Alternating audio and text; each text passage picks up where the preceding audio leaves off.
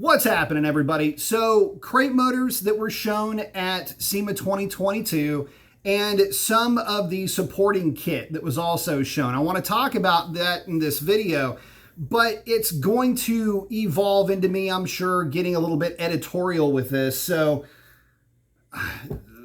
strap on in. This should be fun. So, of the engines that were shown at SEMA, a couple of them come to mind right off the bat. 1,500 horsepower contraption, that thing jumps right off the page, and that's the first one that you're going to be wanting to talk about.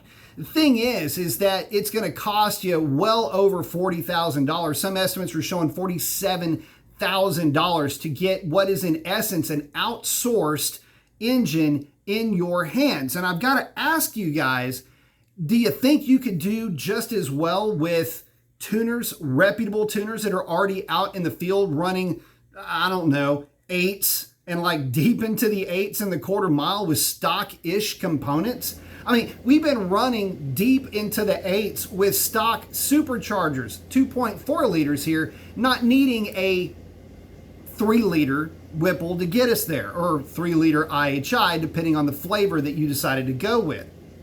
But for that kind of scratch, for an outsourced engine, doesn't make a whole lot of sense to me. And I'm also torn here because at this point in the chat, I have to ask, how you going to put this thing in? 1,500 horsepower with torque that is right now instant. In a world where stock Hellcat engines are sending repowered E-bodies and B-bodies careening into the woods, the off the road, and etc. With that kind of level of power and the complete lack of sophistication shown in most of these repowers to begin with, I mean, big wheels don't really save you when they break loose in a car that weighs more or less 3,500 pounds. Sounds romantic, but it's terrifying in practice. So 1,500 horsepower almost seems off the table unless you're building a race-only application, something that can actually handle that power. Should come with a disclaimer. I mean, health and wellness notwithstanding, right? But then there's the other engines, the also rans, the ones that are overshadowed completely by this 1,500 behemoth, kind of like, oh, I don't know, the Elephant. Remember when the Elephant was just all the mad rage? They had that marketing with the Elephant footprint stomping out the Hellcat's footprint. Poor marketing taste, by the way, considering that engine never saw the light of day in an actual production car. By the way, none of the V8s I'm going to talk about that are supercharged ever did or will, but that's beside the point. Elephant engine comes in at what, 27, basically $30,000 for an aluminum block, 426, making 1,000 horsepower. You think, wow, that's great, until you figure out that, well, there's been a lot of folks that haven't had a lot of luck with that combination. And we'll just let that sleeping dog lie. Would you like to have a $30,000 disappointment roll up on you? The rest of the packages, the alphanumeric whatever they're putting together, are basically irrelevant. I mean, it's more or less making the same power as what you would find in a tarted up Hellcat or Red Eye variant, Demon, Super Stock, take your pick. It doesn't really matter. They're only saving coolness in that is that they're at least giving you one option where it's a sensed E85 component. In other words, just like General Motors has been doing for I can't remember for how long, a long time though, running a sensed E85 operating system to be able to control that engine to where it'll be a flex fuel, basically it's a flex fuel car, or a flex fuel operating system, I should say. So it seems like it'd be cool to put that in your car, right? Where is the direct connection waterfalling of that technology? Why is it that that wasn't one of the first things that direct connection put out into the world? I mean, again, the aftermarket has been at least making a play for this for quite a while. Would have been great if direct connection would have come correct with this, because that is the only thing that I personally would be interested in as somebody that currently owns a Hellcat. But with direct connection not really being able to show up to the party with the tunes and the stage kits that were promised, Well, we got to have something, right? And E85 seemed like it would be such the slide-in easy solution, if you will, to a lot of guys' problems. But alas, I don't see that happening anytime soon. A piggyback or some other type of form of a way to make that contraption work along with timing tables and everything else can be a bit daunting. But if they're offering that in a crate motor, they could offer that in a standalone computer system that would work. Just saying. But aside from that, what else do you have to look forward to? I mean, basically what they were shoving down your throat, in essence, is a bunch of very high horsepower supercharged offerings. Not necessarily appetizing for a lot of folks. And again, I will have to ask the question of what are you going to put them in?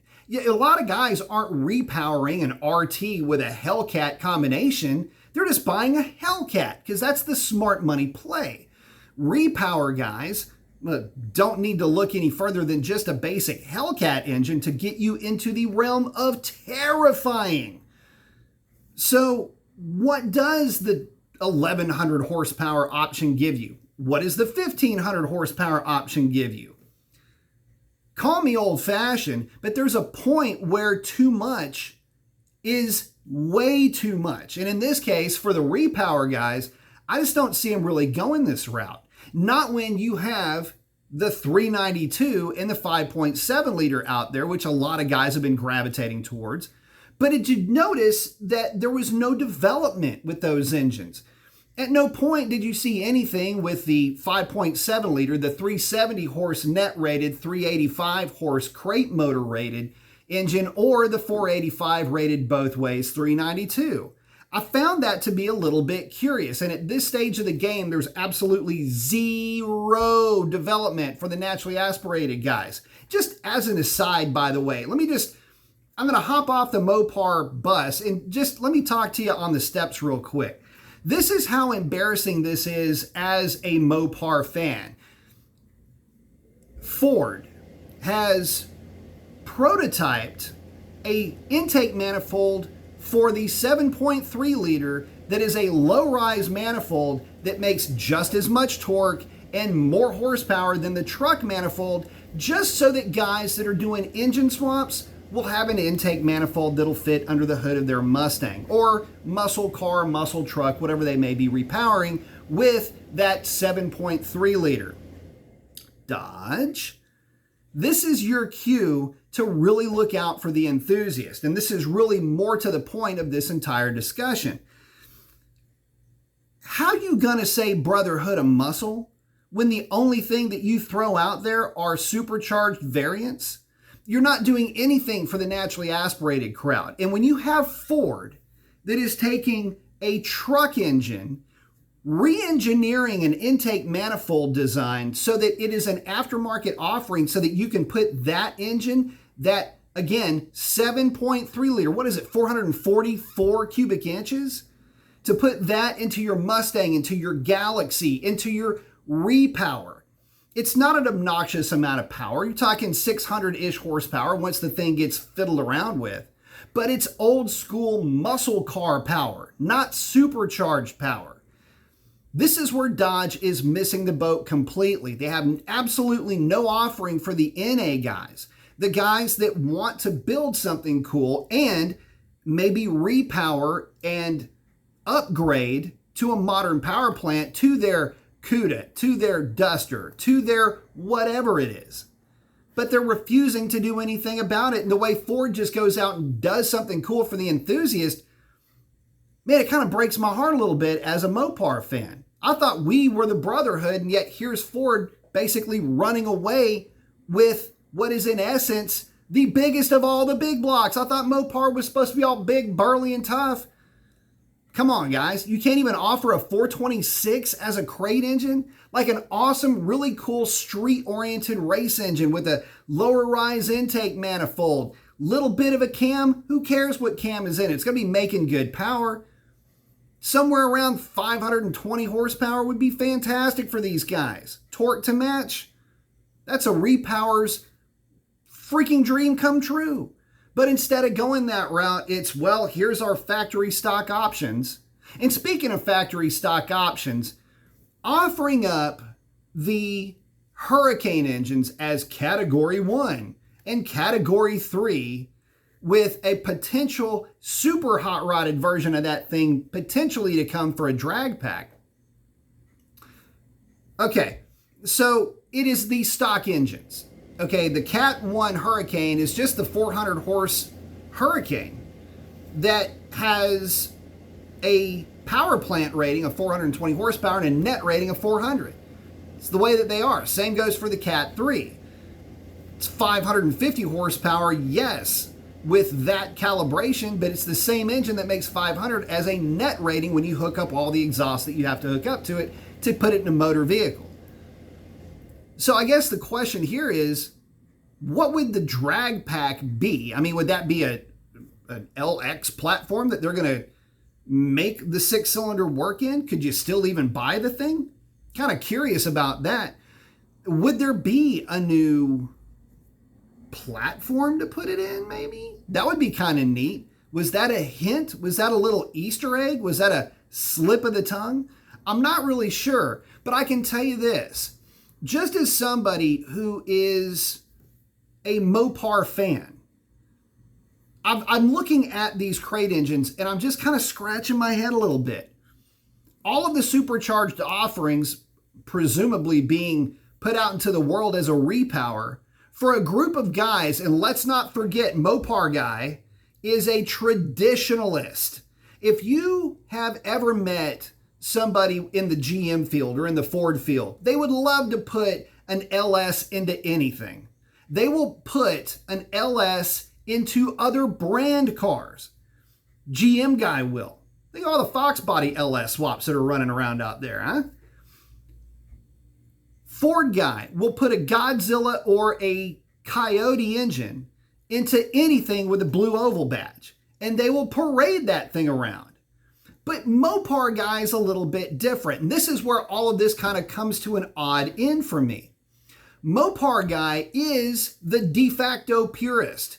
It is the get off my lawn guy.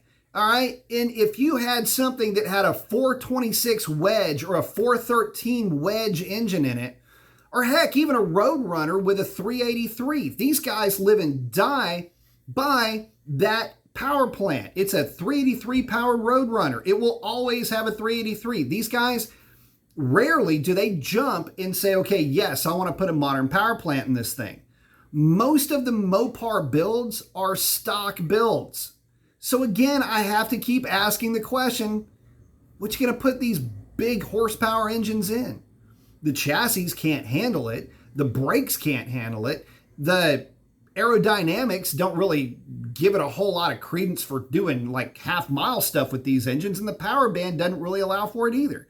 So what in the world is going on over at Mopar? To me, it seems like Mopar's lost their audience completely. They've kind of turned into a caricature. You know, well, Mopar, more power, all this extra power, but I don't know of anybody that's going to be willing to spend the $47,000, and the prices, I think, bottom out for a Hellcat engine is $18,000, something like that, at least the time of this video. No development at all for the 392 or the 5.7, which absolutely is a flat out sin as far as I'm concerned, which leaves me basically at the point of just being disinterested with Mopar from the point of view of the crate engines. And the fact that there has not been anything talked about for the waterfalling of the E85 and the technology and the tuning and any of that kind of bums me out a little bit. And again, all of the talk about, and I still think it's a tall tale, that 7th last call car blowing up 7 engines. Is that some kind of like a code or something? 7-7? Are we going to hear about this on July 7th or something like that? Is that when the later date's coming? I don't know. I just, there's too much to kind of pine over with this. And I don't, again, want to get too far off topic. But these are just my thoughts on what I saw at SEMA. And these are some of the thoughts that came along with my evaluation of what I saw as that whole SEMA event was taking place and these announcements were coming at us. So At any rate, guys, post up what you think about those crate motors. What would you put one of those high horsepower engines into? Would you even be interested in it? And Mopar guys, would you even be interested at all in a Gen 3 Hemi? Would you still be loyal to the RB blocks or the small blocks? What would you want for your fantasy build? Kind of curious if it would even include some of these high horsepower engine offerings. Let me know what you think. That's a wrap. Adios.